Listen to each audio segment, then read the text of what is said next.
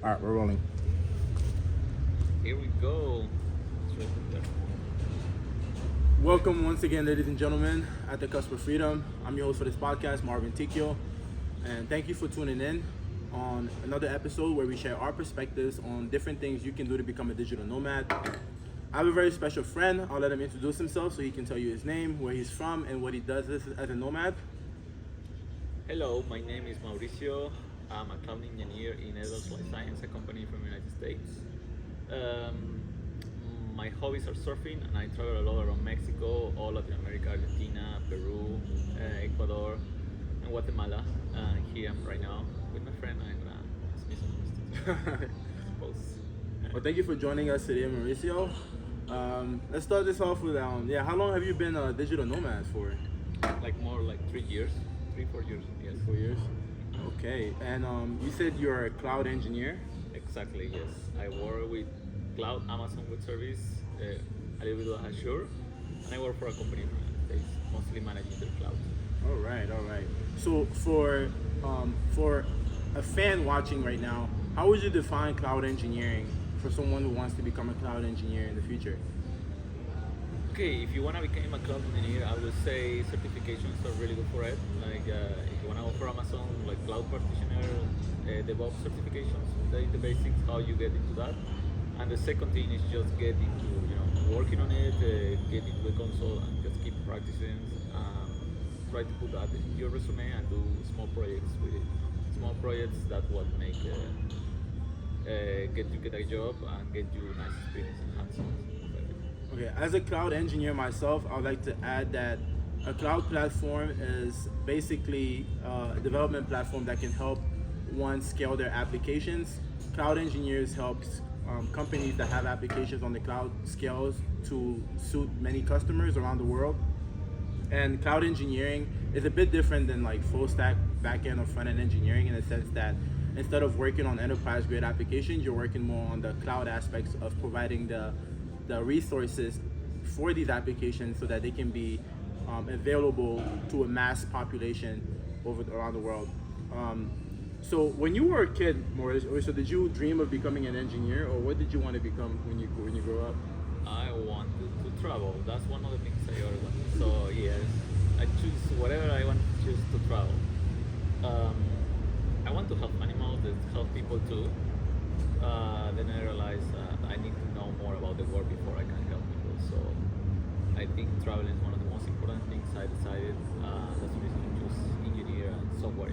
And I like computers, so it was kind of like in the line of that. Interesting. So when you were a kid, did your parents instill traveling in you at all, or where did you get the idea of traveling?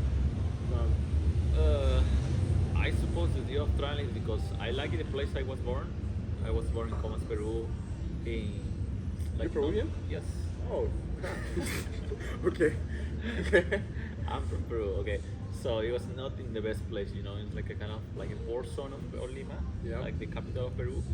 And I always want to go to other places and do any stuff, having adventures, and I think I managed to, accomplish that. Interesting.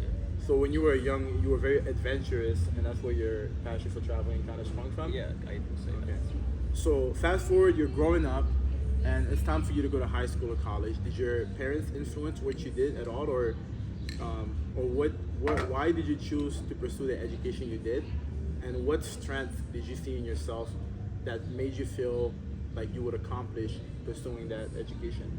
Okay, when I grew up, I always terrible at school, being honest. I always fail. Perhaps the people that are not good at school, you still have a chance. Facts. Yes, facts one number one. Okay, I was terrible. I was kind of good at mathematics and science, but I always try. I failed music in my last year of school. I failed music, so I College? almost This is yes, college? no, it's school. Okay. So like kind of like high school, I failed music, physics, education, philosophy, and I don't remember what else. The point is like I was going to redo again the last year. Yeah, repeat, yeah. Repeat because I failed it. Luckily, my teachers were good and tried to prove me, but at the end it was like so terrible. At the end, I started studying at State University Agraria. Yeah. That it was like I was studying meteorology. Meteorology. Yes, that I didn't finish. I didn't pass the first year. I was 2 years there and I can't even finish the first. What's meteorology? Study of meteors or the sky? It's the weather. The weather. Okay, okay, Yes. I'm tripping. Okay. So I was gonna be the weather guy. Okay. I failed that. I totally failed that. They kicked me out. It was fun though. But they kicked me out in university. I felt a lot of things, you know. Yeah. Then I I was trying a new. I was doing salesman. Too. Okay, you were I doing was sales? like a company too. I felt that too, you know. Then I went to the United States and I was like, okay, I have to decide something. I was 24. I'm gonna study computer science. Okay. So I kind of like went to Peru, went back to study computer science. I went to like a 3 years university, like a college. Okay. I didn't finish that, but I did it by myself, you know. So I kind of like Self-taught. yeah, kind of like a self-taught. I went to 42. That's a school in California that you usually have 1 month of testing, and they allow you to, you know, get into the school for free. So it's kind of free education, you know. It's a French school, so it's kind of normal there. How did you find out about that? In internet, yes. So I went there. I went to California. They give me 1 month there. I stayed in the rooms, and it was all month was C, literally low level C. I used Bing, just Bing, you know. So it's literally just they throw you in the console, just do this in C, do Fibonacci's, whatever. Okay. Study for 1 month, like 8 hours, 10 hours a day, and I passed that. So Alright, so your first language that you learned was C. in some way, yes, I learned JavaScript the college before, but then when I actually learned how to code and how everything worked was in that place, you know, in California, like C, low level languages. manage memory management, all of this stuff. Yeah, that makes sense. So after that, it's just getting better, you know. And I stayed there 6 months, 1 month, and then 6 months, and then go back to Peru and start studying every day, you know. Yeah. And then I decided I want to be like cloud DevOps because that's how they pay more and I can be remote. So Yeah. I study, get all the professional certifications. Like in 1 2 months, I studied so hard. I had like a book like this, writing with notes. I passed all the exams. Everyone was like, "Oh my God," it's like obsessive with that. And then I just got my first job in university. After 3 months, another project. After 3 months, another project, and I just keep going. You know, I keep changing jobs, going faster and faster. And That's pretty much. yes. Interesting. So what was the most challenging part of learning a low-level language as your first language? And if you could go back, would you have chosen a different language now that you're more familiar with the space? Oh, that's a good question. It takes a lot of time. C is complicated, but it teaches you a lot of how be efficient, how everything works, how to compile programs and make files. And you, with that knowledge, everything is becomes easier, I would say. Like JavaScript, everything has become way, way easier. Yes, I would say like, will I do it again? Yes, I think so. It was hard, but that's the best way. So in total, when your development cycle took you about 6 months of education plus like 2 to 3 months of you practicing what you learned and developing stuff with it for you to really be well-rounded within the space to get a job in the field, right? So 9 months, wow, that's pretty good, bro. You were very determined. Do you think that, like besides discipline, because obviously you have to be disciplined to go through the process, what other criteria would you think someone would need to have in order to accomplish what you did in that short period of time? You have like need to have of course discipline, study, like practice, like writing everything. Practice as best you want, as best as you can. Look at everything that you do every day. Maybe a good health too. Try to worry about your health. Exercise every morning. A lunch routine. A good routine is like the best thing. You know, like every time you walk at this time, do exercise or eat that, and then you go to a place where you study. Always change places. You know, you never study where you sleep or you play games or whatever. That's true. You always have to. I remember I just work out in one place, play games in one place, and sleep in another place. And if I go to Starbucks, I just work. You know, it's like your mind completely changes in every place you go. That's very true. That's very true. You're not mixing work and play. Yes. So, Interesting. So you can stay focused. So, okay. So you've been a digital nomad for 3-4 years, and you've been traveling around. Do you think that your job is more difficult remote, or what are some of the cons that you identify with your role as a digital nomad and a cloud engineer? What are some like the cons? Like for example, for me, when I have meetings with coworkers, I can't really see their facial expression all the time. You don't really know how people feel when they're expressing themselves. That's just like one of the cons that I wish I could have like more in-person vibes with my coworkers. So what are some of the things that you see that can be challenging? You can piggyback on that. Okay, first I would say like many people get used to working in an office. No, I never worked in my office in my life.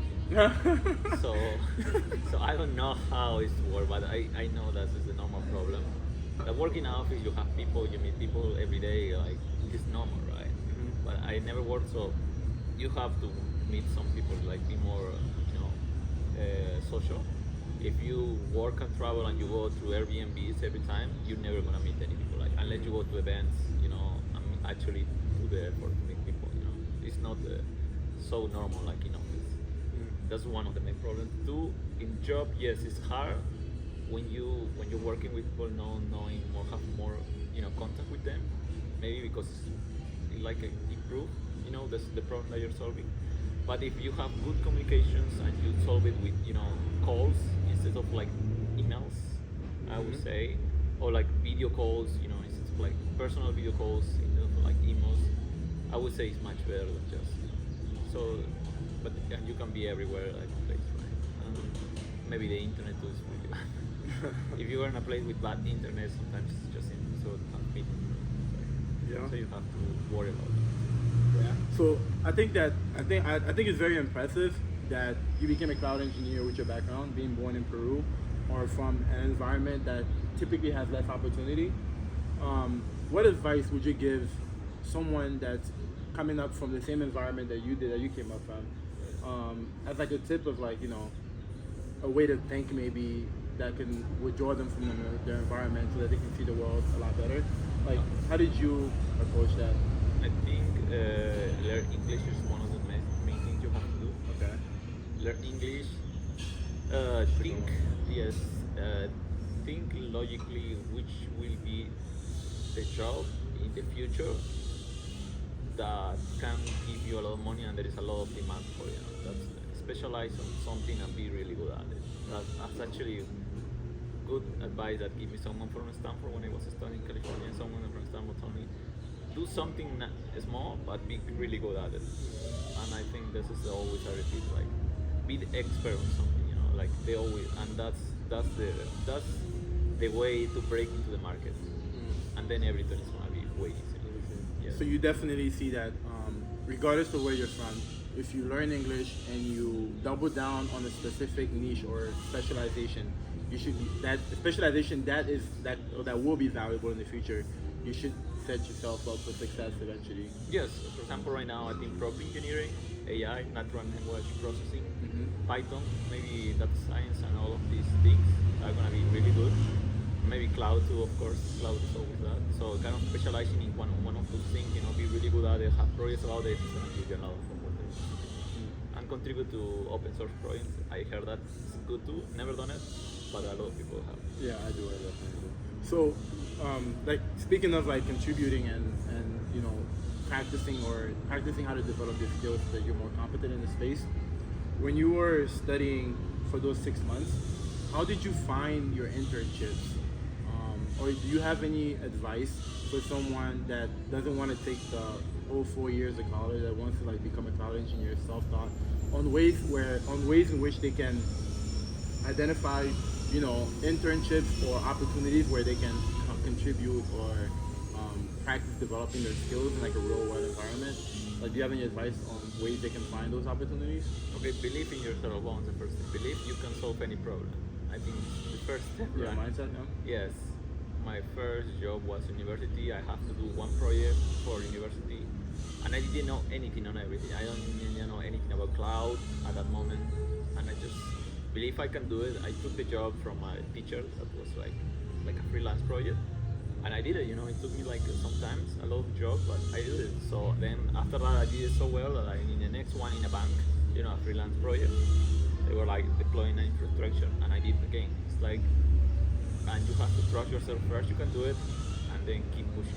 Like it's not impossible, you can do it, just it's more time, yes, but you're gonna learn. So you definitely think that everyone has the capacity to to accomplish everything or anything. We just might have different paces or Yeah. different timelines, and it all depends on how much you can persist or how much you can sustain yourself. Yes, and I think like Elon Musk say, first principle thinking. I think one of the best things. Can you Like- define that? Though? Like the first principle thinking is kind of like it's like a tree of way of thinking how to divide things, the problems into small steps, and understanding the laws of physics. So, for example, everything is made of particles. Everything is like follow the laws of physics, Physics, right? yeah. So no problem cannot be outside of the laws of physics. So if something failed maybe in a rocket, it's because maybe it got too hot, or there is like a change of temperature, or like there is physics or laws that modify that. It's not an impossible problem to solve. There is always gonna be in the same even easy in computer science, because computer science just machines just do what we told them to do. So there is always gonna be a reason why something happened. Yeah, right? that's true. Maybe there is most of the time it's like parks library or something. There is a underground problem with the problem with the problem you want to solve. So I would say like it's thinking that way. If this failed, why could it happen? Why it happens? And then you keep like digging further and further in the understanding of how computer science works. I would say like a good understanding of how memory works, how processes work, what's the architecture of operating systems. Everything is gonna help you solve any problem in the future. So given that you make it sound very simple, but why do you think so many people would? I feel like a lot of people would admire this type of lifestyle, but end up like giving up at some point. Why do you think some people give up? Why do you think some people don't stay consistent or don't believe in themselves? And what do you think if you were in an environment that that had them, that if you were in an environment, or if you grew up in an environment that placed a limited mindset, or that gave you a limited mindset, how would you withdraw yourself from that environment, or what would you do to mitigate those factors that can prevent you from unlocking your full potential? I would say good. One first thing is like the environment. If you're in an environment where people tell you not to, you're not gonna do it. Then probably you're not gonna do it, right? So change your environment to a nice with people actually help you with that. If you have friends that are not helping you, then you should not be with the friends, right? So change your environment, change your friends. Even take a risk of leave. Go to another place, maybe a more natural place, just not being city. I don't know. Like there is many things you can do to change your environment to places where you can actually be more motivated. Most of the time, it's a lot of your environment like influence how you think and everything that you do. So just change it. Right? If you have a lot of people that drink, you wanna be a drinker too, right? That's true. Simple as it. That's true. What do you think about digital nomads? I think that for example, do you think that there's a different mindset between digital nomads and people that don't travel? And yeah. Of course, it's totally different. People that don't travel is totally completely different than people that travel. And even people that travel have different way of doing it. There is people that travel and they're going vacations. Some of them are just knowing more spiritual, knowing themselves. Some of them are just going to party and do crazy stuff, drugs or whatever. And though some of them just like to travel and meet new places, go hiking, sports. There's many ways to divide people that travel. Do you feel like all means of traveling gives perspective? And if so, which ones do you feel gives the most perspective? Yeah. I would say people that travel for a reason. Yeah. Maybe I don't know everything. In that category, people that want to meet people that meet new perspective of new cultures. I would say. Like they have a purpose, Maybe they wanna find more spiritual things or psychology or meeting new people to new perspectives or sports or whatever. Open to learn new things, I would say. So you've been traveling for 3 to 4 years, Mauricio. What would you say is one of your biggest takeaways from your journey? Like with regards to how much you've grown and what you've learned, and how much perspective how has your perspective of the world changed over time? Okay, that's a good question. I have grown in every way, you know, socially, in every aspect of my life. I would say, is you get better to put yourself in an uncomfortable position, you know, and you kind of like be grateful for everything that you had before too, you know. Yes, I think, and you still more adventurous, doing new things, you know, meeting new people, and you are more open to ideas and perspectives, new things, you know. I would say that's the best thing I can take away from my travels. It's like, that's perfect. I couldn't have said it better. So what do you see yourself in 5 to 10 years in your domain? So for someone that wants to become like you and understands the challenges and the rigor they have to go through to become a cloud engineer, where, for example, would you be in 5 years so that they can see that they have a path forward if they decide to pursue that domain? I don't know. I was thinking in doing like a nomads, like there is a lot of those places that are like a nomad place too, like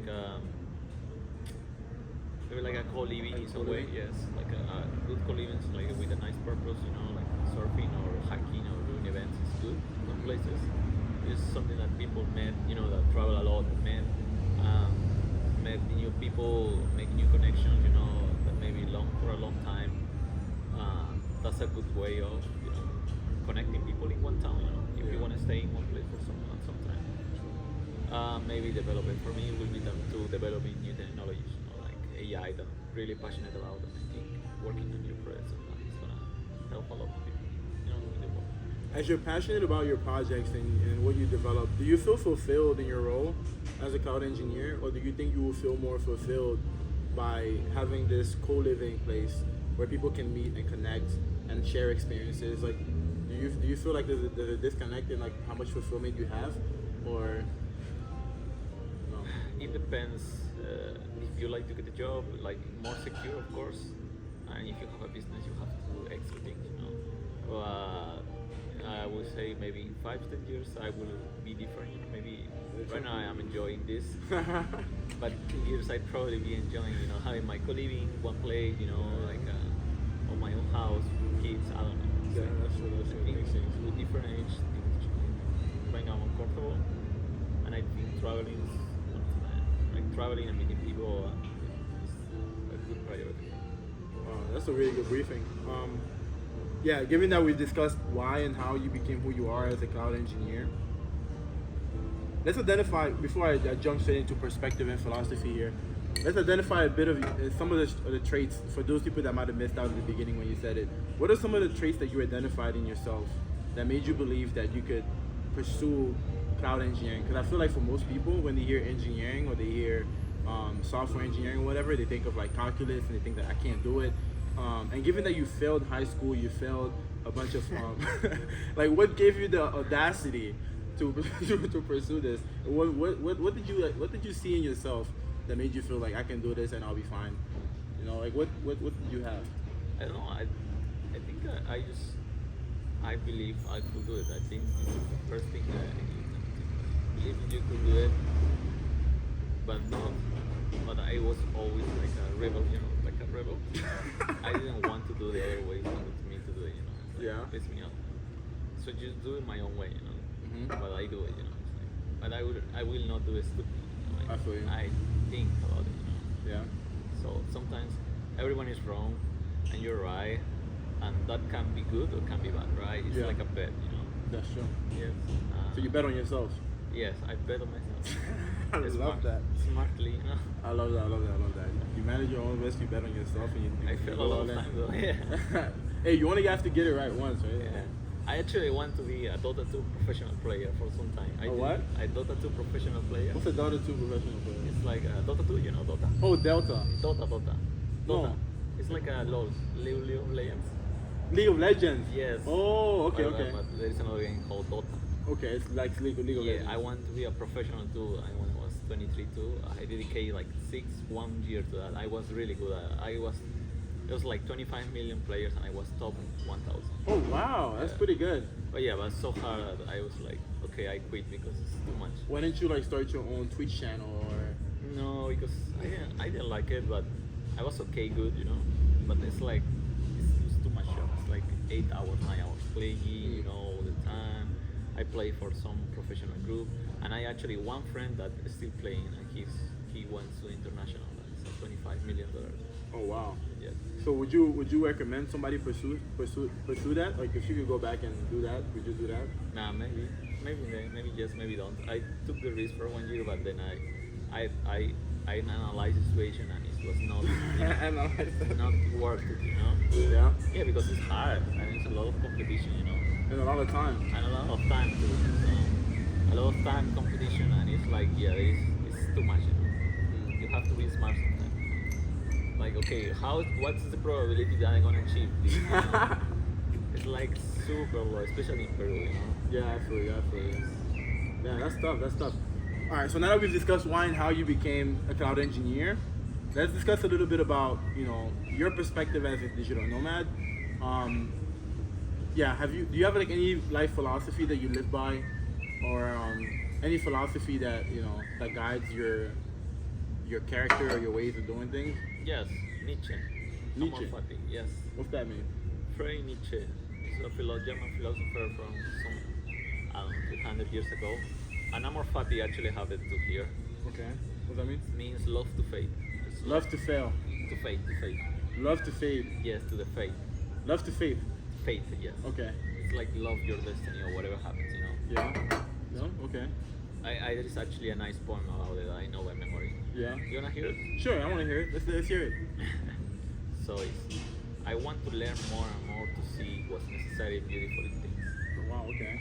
And then I should be the one that makes things beautiful. Amor Wow. Fati, let that be my long for. I don't want to wage war against myself. I don't even want to kiss. I don't want to kiss those who kiss. Looking away shall be my only negation. And all in all, in a whole one day, I want to be only and just say, Wow. That's very humble. yeah, When did you hear about this quote? like 10 years ago. 10 years ago. Yeah. What were you doing? Like, were you like interested in? Because I know you felt philosophy. So how did you stumble on this philosopher? I'm not reading a book called like a nihilist. Zarathustra, all of those things, you know. Mm. Nihilistic. Albert Camus, Jean-Paul Sartre. So it's kind of like existentialist philosophy, you know. Yeah. Like, So love your faith. Love, like, it's almost like live in the moment and whatever happens, just like love it, Yeah, because yeah. it's there to teach you something, right? yeah, in some way, yes. I like that quote. All right. So now that we've got that out the way, so if you love whatever happens to you, that's the life philosophy he lives by, and it works well for him. In addition to also like betting on himself. So is there like any last keyword of advice you would give somebody watching that's hoping to become a cloud engineer one day, that they can take with them and implement, and yeah, they'll be like you or better? I would feel that get one thing. If you want to get a job, I think this is the most thing is get good at something. Just try it and fail, try it and fail. Failing is not the last step. It's like it's normal. Yeah. Everyone fails. You have to try and fail until you make it. That's it. Sounds good. I couldn't. Have to be happy for failing, something like that. You have to be happy to fail. Yeah. Yes. That's a very powerful one, yeah. Why do you think most people are afraid to fail? Because they feel like stupid, I suppose. They feel lost, stupid, or they feel like they're not like others, you know. But I'm gonna be honest, everyone is lost. Everyone doesn't know what the fuck They're doing, yeah.